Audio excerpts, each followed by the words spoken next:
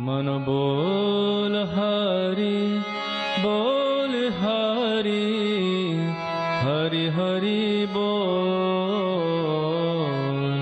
गोविंद माधव गोपाल बोल।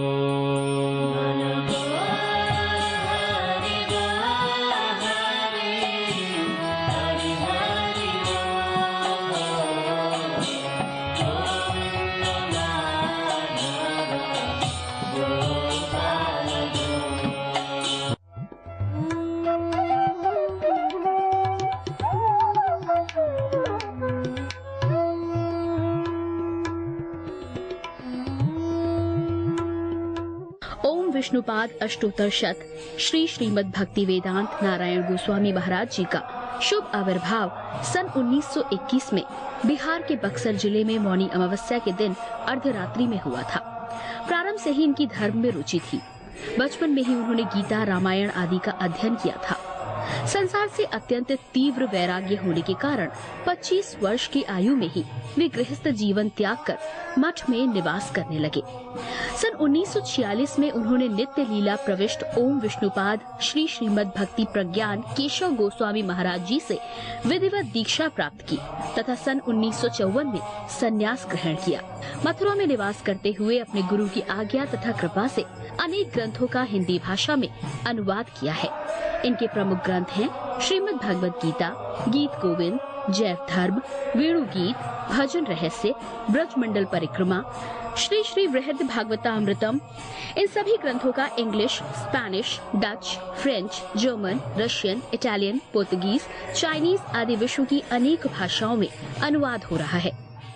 लगभग पिछले 60 वर्षों से श्रील भक्ति वेदांत नारायण गोस्वामी जी महाराज ने भारत एवं विश्व के सभी प्रमुख देशों में शुद्ध भक्ति का प्रचार किया, अर्थात भक्ति योग की शिक्षा प्रदान की। श्रील गुरुदेव के भक्ति प्रचार कार्य से प्रोत्साहित होकर अमेरिका के ह्यूस्टन के मेयर द्वारा श्रीमान लीपी ब्राउन ने 31 मई सन 2003 को इन्हें ऑर्डिनरी सिटीजनशिप एवं गुडविल एम्बेसडर के सम्मान से विभूषित किया। सन 2003 में ध्वजाचार्य पीठ तथा विश्व धर्म संसद ने श्रील गुरुदेव को कृष्ण भक्ति, विश्व भर में सनातन धर्म के प्रचार प्रसार तथा ब्रजमंडल के संरक्षण एवं पुनरुद्धार हेतु अनेक अथक प्रयासों के लिए योगाचार्य की उपाधि से सम्मानित किया। इस प्रकार संपूर्ण विश्व में प्रेम धर्म का प्रचार प्रसार करते हुए श्रील भक्ति वेदांत नारायण गोस्वामी जी महाराज ने 29 दिसंबर 2010 को श्री जगन्नाथपुरी में अपनी भौम लीला को संवरण किया। वे अपनी दिव्य शिक्षाओं में और अपने निष्कपट आश्रित जनों के हृदय में सर्वदा विराजमान हैं। सबसे पहले मैं अपने गुरुदेव नित्य लीला प्रविष्ट ओम विष्णुपाद अष्टोत्तर शत परिवर्जकाचार्य श्री श्रीमद् भक्ति वेदांत नारायण गोस्वामी महाराज जी के चरणों में प्रणाम करता हूँ।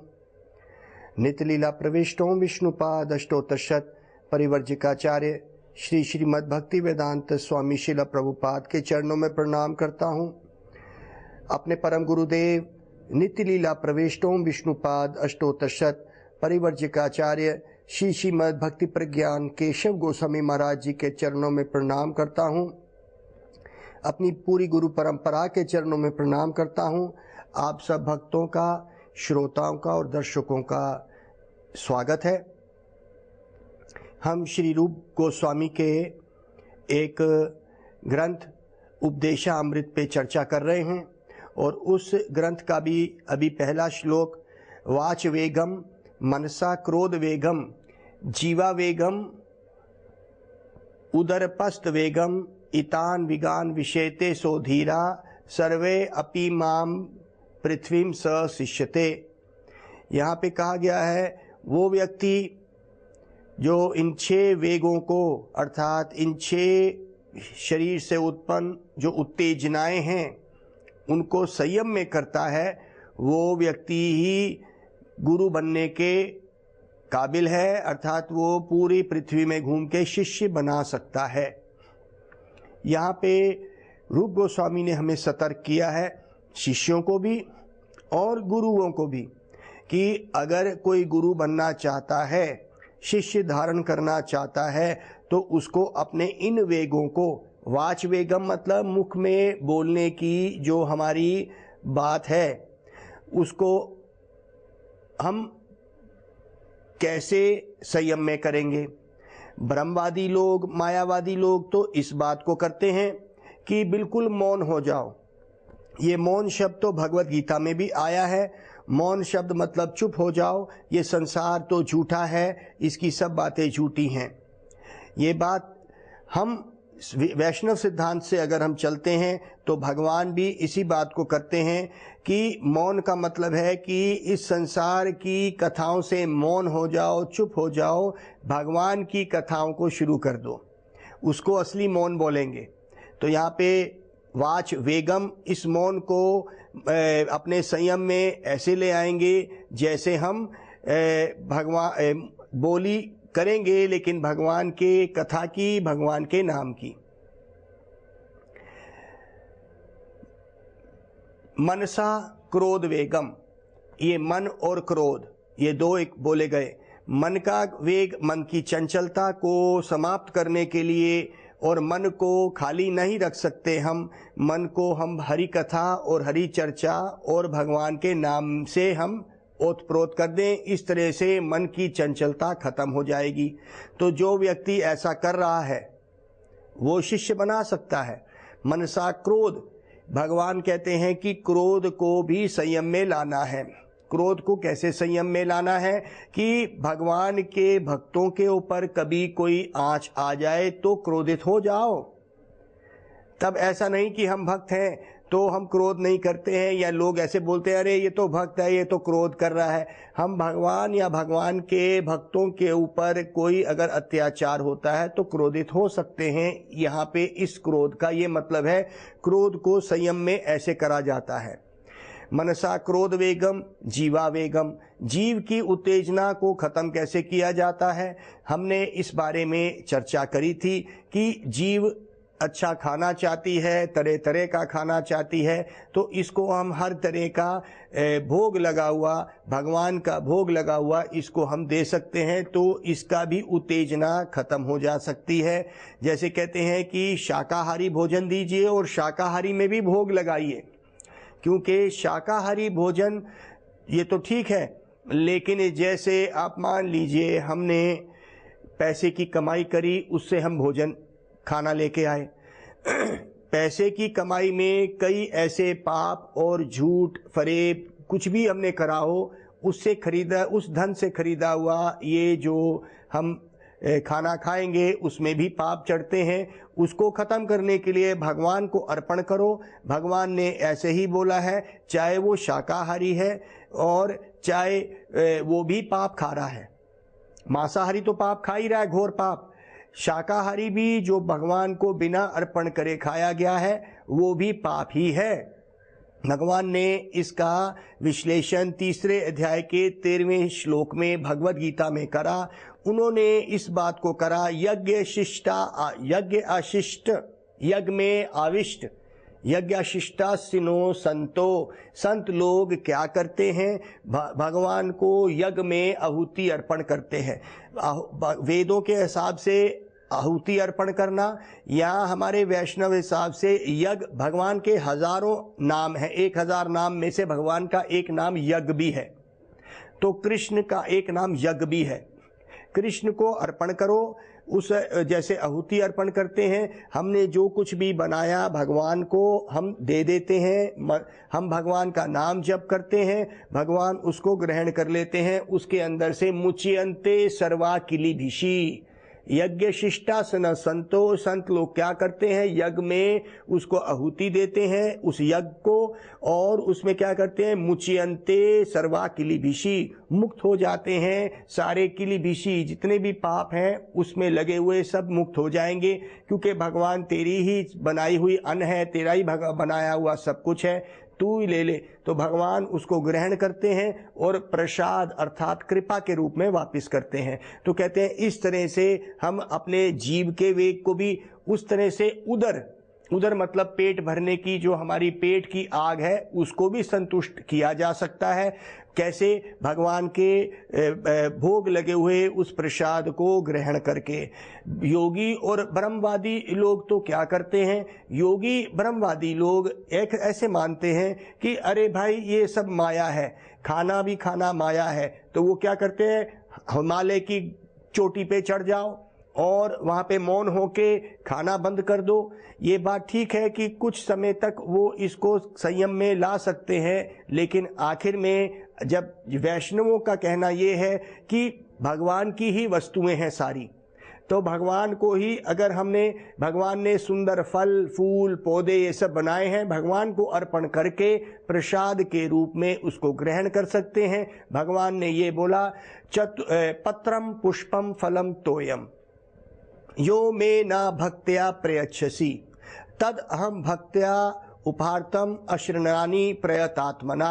जो मेरा भक्त मुझे प्रेम से, ये प्रेम की बात करी गई है, प्रेम से, देखिए भगवान पूर्ण है, भगवान के पास सब कुछ है, हम क्या भगवान को अर्पण कर सकते हैं? लेकिन भगवान प्रेम के भूखे हैं, तो अगर हम इन वस्तुओं को प्रेम से पत्ते, पुष्प, पत्ते का मतलब साग सब्जी, पुष्प मतलब फूल, गोभी का फूल, बंद गोभी का फूल, इस तरह करके अगर हम भगवान को अर्पण करते हैं, भगवान की ही वस्तु है, भगवान को ही अर्पण करते हैं, सिर्फ एक प्रेम हम मिला देते हैं बीच में, तो कहते हैं, भगवान ने कहा कि अगर प्रेम से यो मे ना भक्त्या प्रयच्छसि, मेरा भक्त ही जो मुझे प्रेम से अर्पण करता है मैं उसको ग्रहण कर लेता हूं। यहाँ पे हमें कुछ सतर्क किया गया कि प्याज, लहसुन, मीट, मच्छी, अंडा, इन सबको हम भोग में अर्पण नहीं कर सकते हैं, क्योंकि ये तमोगुनी हैं और किसी को दुख दे के करी गई हैं। जैसे एक जानवर को मार करके हमने अपनी इंद्रिय तृप्ति के लिए, जबान की संतुष्टि के लिए ये किया। एक और बात आती है, कुछ लोगों का ये कहना है कि क्या भाई ये बताओ, क्या जो पेड़ में से आप फल लेते हैं, क्या पेड़ों में जान नहीं है तो आप फल तोड़ के ले लेते हैं? कहते हैं नहीं, ऐसा नहीं है। जैसे आपके शरीर में से अगर उंगली काटे तो दर्द होती है, लेकिन अगर इसका नाखून काट लें तो क्या होगा? मान लीजिए अगर नाखून को बढ़ने देंगे तो ये आपके तंदुरुस्ती नहीं, ये आप ही को ही दुर्गंध और आप ही को ही अनक्लीनलीनेस, सफाई नहीं रखेंगे आप, तो आप ही के लिए ये दुख का कारण बन जाएगा यही नाखून। उसी तरह से अगर पेड़ों पे लगे हुए फल अगर समय पे नहीं उतारे जाते हैं, वो गल के ही वो सड़ जाते हैं, तो ये फल जो निकले होते हैं ये हमारे ही ग्रहण करने के लिए भगवान ने प्रकृति को ऐसा बनाया है। तो कहते हैं, कुछ लोग ये भी कहते हैं कि अरे भाई अगर हमने जानवरों को नहीं मारा तो बहुत सारे जानवर बढ़ जाएंगे तो क्या होगा? कहते हैं ऐसा भी नहीं है। आप अगर ये भगवान की बनाई हुई सृष्टि है, ऐसा कभी नहीं होगा कि कुछ बढ़ेगा। अगर कुछ बढ़ेगा तो वो अपने आप ही बैलेंस हो जाता है इकोसिस्टम में। तो ये आपका भ्रम है, आप उस कर्म बंधन में फंस जाएंगे अगर किसी जीवात्मा को दुख देंगे अपनी जबान की संतुष्टि के लिए। और आपकी जो हेल्थ है, आपकी जो स्वास्थ्य है, वो भी हमने इस बात में कहा कि अगर आपका शाकाहारी भोजन होगा तो आप सच में ही आपकी जो स्वास्थ्य है अच्छा रहेगा। अगर हमने रजोगुण में अपना मांस, मीट, मच्छी, अंडा खाएंगे तो हम, क्योंकि हमारी अंतड़ियां उस हिसाब से बनी हुई हैं, अगर हम इन वस्तुओं का सेवन करेंगे तो हम क्या करेंगे? अपने ही शरीर को अस्वस्थ बना देंगे। अब हम आते हैं जिसका हमने आज ये श्लोक को आज हम समाप्त करेंगे। पिछले कई हफ्तों से इस श्लोक पे विश्लेषण और चर्चा चल रही है। ये जो श्लोक में जो छठा जो वेग है, जिसके बारे में जिसको कहा है उपस्थ वेगम, अर्थात मैथुनी वेग, सेक्स, ये धर्म से भी इस्तेमाल करा जा सकता है भगवान के नाम से, क्योंकि सब कुछ ही देने वाले भगवान हैं। तो सेक्स को अर्थात मैथुन को कैसे हम भगवान की सेवा में लगा सकते हैं? स्वामी प्रभुपाद ने इस श्लोक का विश्लेषण करा भगवद गीता में। बलम बलवतम चाहम काम रागा विवर्जितम धर्मो ही अधिको विशेषो बलम बलवतम चाहम काम रागा विवर्जितम धर्मो ही अधिको विशेषो कामोस्मिन भर्ताश्रम। मैं ही वो काम हूं जो धर्म के मार्ग पर चला। अर्थात अगर हमने संतान उत्पत्ति और वो भी एक भक्त के आने का आह्वान करा, ऐसे अगर मैथुन गृहस्थ आश्रम में विवाह के बंधन में होते हुए और संतान उत्पत्ति जो भक्त हो तो ये ऐसा मैथुन जो इन धर्म के दायरे में करा गया, संतान उत्पत्ति के लिए, भोग विलास के लिए ना होके संतान उत्पत्ति और वो भी संतान जो भगवान की भक्त बन सके, इस भाव से किए हुए मैथुन को उन्होंने भगवान का ही एक शक्ति बताया है, क्योंकि सब कुछ ही भगवान का है। अर्थात वो ही मैथुन जो है वो गलत है, वो ही मैथुन ठीक भी है। जैसे ब्लैक मनी और वाइट मनी, समझ गए? पैसा वही है, लेकिन अगर सरकार को दिखा दिया जाए और उसका टैक्स भर दिया जाए तो कहते हैं वाइट मनी हो गया। और वही पैसा अगर सरकार को ना दिखा के उसका कर टैक्स नहीं दिया तो वो काला बन गया। उसी तरह से हम भगवान की सेवा में इन सब चीज़ों को इस्तेमाल कर सकते हैं। यहाँ पे कहा गया है कि हमें बड़े ध्यान से, इसीलिए गृहस्थ आश्रम की विधि बनाई गई है, जिसको कहते हैं कि हम अपने रेगुलेटेड लाइफ, इसीलिए ये 4 वर्ण और आश्रम बनाए हुए हैं। ब्रह्मचार्य में हम बड़े ही सख्त रूप में गुरु के अनुगत्य में रहते हुए और खासकर ब्रह्मचार्य का पालन करते हुए, जिसमें किसी प्रकार का भी स्त्री संग नहीं होता है, इसको ब्रह्मचार्य कहते हैं। उसके बाद गृहस्थ आश्रम आता है। ये भगवान ने ही नियम 4 वर्ण और आश्रम बनाए हैं। तो कहते हैं कि ये जो गृहस्थ आश्रम है इसमें थोड़ी बहुत एक फ्रीडम जिसको कहते हैं दी हुई है, जिसमें हम हमारी भोग वृत्ति को एक संयमित रूप से हम इस्तेमाल कर सकते हैं, अपनी भोग वृत्ति को। इसको गृहस्थ आश्रम कहा गया। कुछ लोगों का यह कहना है कि गृहस्थ आश्रम ही सबसे ऊंचा आश्रम है, ऐसा नहीं है। अगर ये गृहस्थ आश्रम सबसे ऊंचा आश्रम होता, उनका ये कहना है देखो गृहस्थ आश्रम से ही ब्रह्मचारी निकले, गृहस्थ आश्रम ही वानप्रस्थी और सन्यासियों का देखभाल करता है, ये हम मानते हैं। पर एक बात वो भूल जाते हैं, देखभाल करने वाला भगवान है, पहला। और दूसरा, भगवान ने चौथे अध्याय के 13वें श्लोक में इस बात का वर्णन किया कि 4 वर्ण और आश्रम है, उसकी उत्पत्ति मैंने ही करी है। चतुर्वर्ण्यम मया श्रेष्ठम, गुण और कर्म से मैंने इसकी उत्पत्ति करी है। लेकिन वानप्रस्थ और सन्यास भी तो बोला, तो गृहस्थ के बाद उन्होंने वानप्रस्थ और सन्यास का भी बात करी गई है। अर्थात एक व्यक्ति इस भोग विलास में संयमित रूप में पड़ के अपने आप को इतना पक्का कर ले कि वो वानप्रस्थ मतलब वन की तरफ जाए, भगवान का भजन करे, और सन्यास का मतलब पूर्ण रूप से भगवान के शरणागत होके भगवान का भजन करे। तो यहाँ पे हमने हर चीज को, जो 6 वेग है, संयमित रूप से, कंट्रोल्ड मैनर से हम भगवान की सेवा में लगा सकते हैं। तो कहते हैं कि हमारे जैसे मैंने पिछले कार्यक्रम में कहा, समय की कमी के कारण हमने वो कथा नहीं कही, अभी मैं उस कथा को कर रहा हूँ। वो है स्वामी प्रभुपाद ने इस कथा को स्वामी बैक टू गॉडहेड मैगजीन में 1958 में लिखा था। 20 नवंबर 1958 की बैक टू गॉडहेड मैगजीन में ये आर्टिकल आया था। हमने इसको लगभग 8-10 साल पहले पढ़ा था। स्वामी जी ने लिखा, इसका नाम लिक्विड ब्यूटी के नाम से उन्होंने इस आर्टिकल को अंग्रेजी में लिखा था। उन्होंने कहा कि एक बहुत ही कामी पुरुष था, बड़ा शक्तिशाली कामी पुरुष था। वो जंगल में जा रहा था तो उसने एक कुटिया देखी।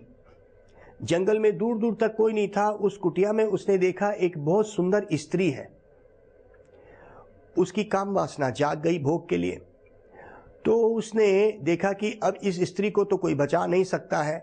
तो उस स्त्री के पास वो पहुंचा। वो स्त्री संत स्वभाव की थी और वो स्त्री देखने में भी बहुत सुंदर थी और उसके संत भाव थे, बहुत बुद्धिमान थी। तो उसने देखा कि ये कामी पुरुष उसके पास इच्छा लेके आया है। तो उस स्त्री ने कहा, देखो तुम्हारे मन की भावना जो भोग की है, मैं तुम्हारी बात मान सकती हूं, आप मुझे सिर्फ 3 दिन का समय दे दो।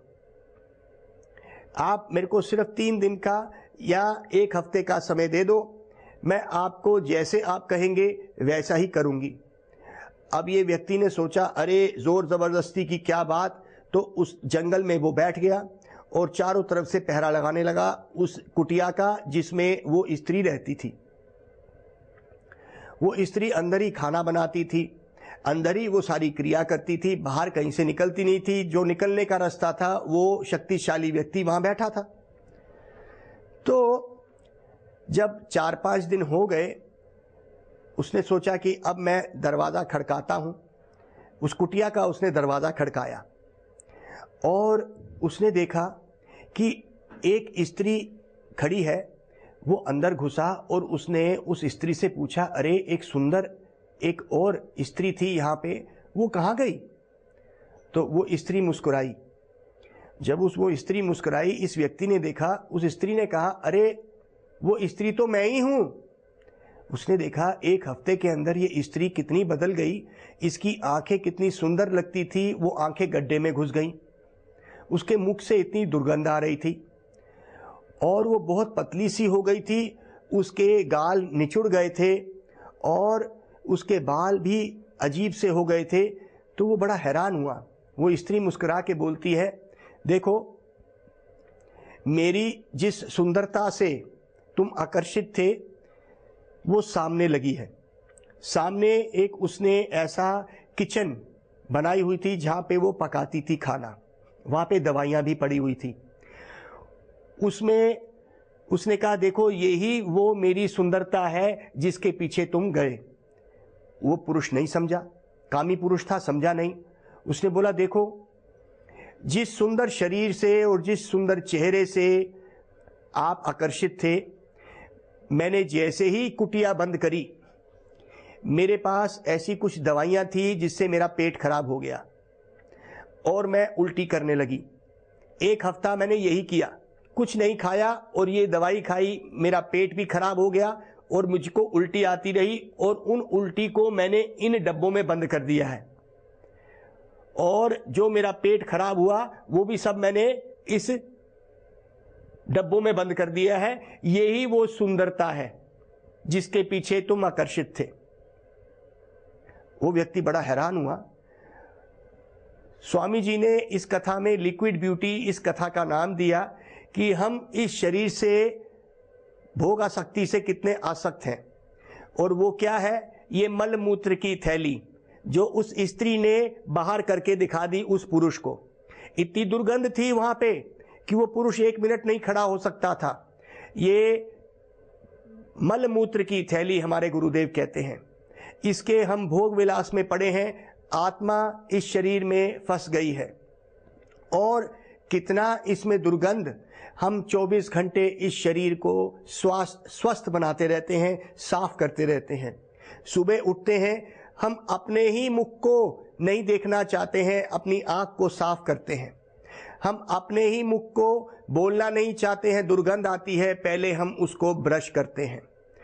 और हम अपने ही शरीर को नहा के ही किसी के सामने पेश करना चाहते हैं, अपने ही सामने शीशे के सामने तक नहीं आना चाहते हैं।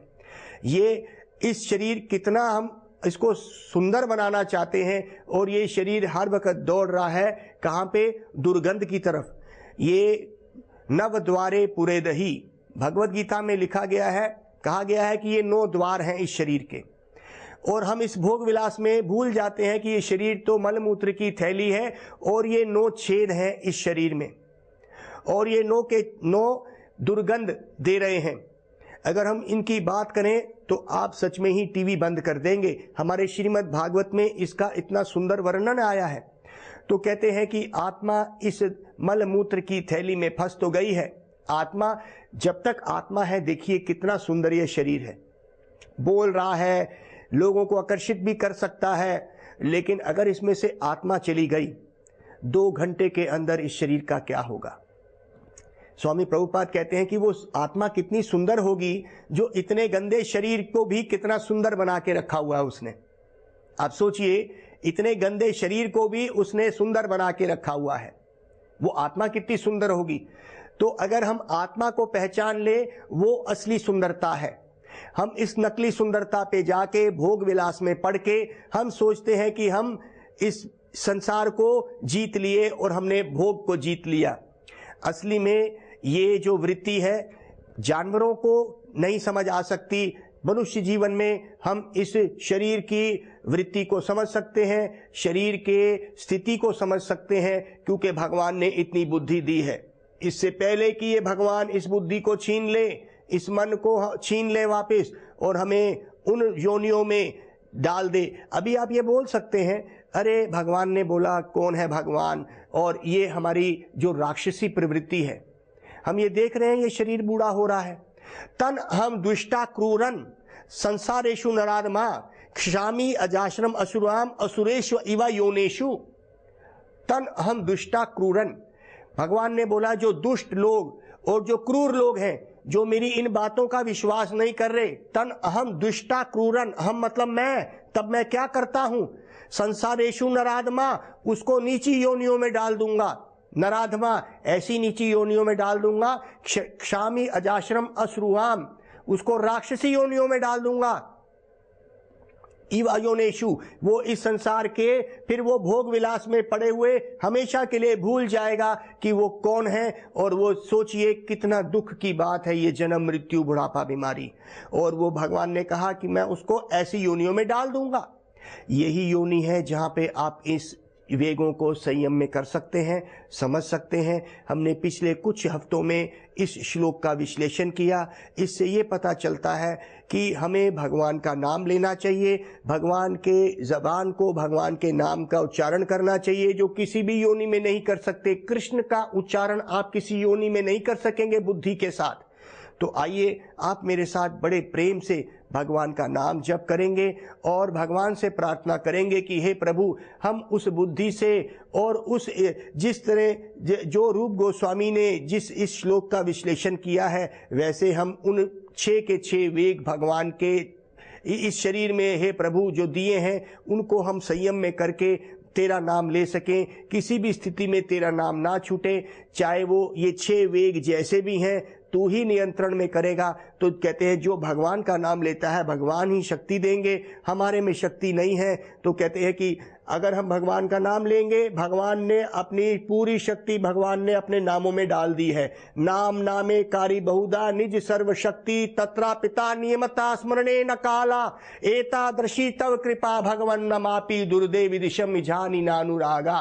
भगवान ने अपनी पूरी शक्ति उन नामों में डाल दी है, इसीलिए भगवान का नाम लेके भगवान की शक्ति हमको मिलेगी और हम इस भवसागर से पार होंगे। बोलिए हरे कृष्णा कृष्णा कृष्णा हरे हरे, हरे राम राम राम हरे हरे। गौर प्रेमानंदे हरि हरि बोल। मन बोल हरि बोल हरि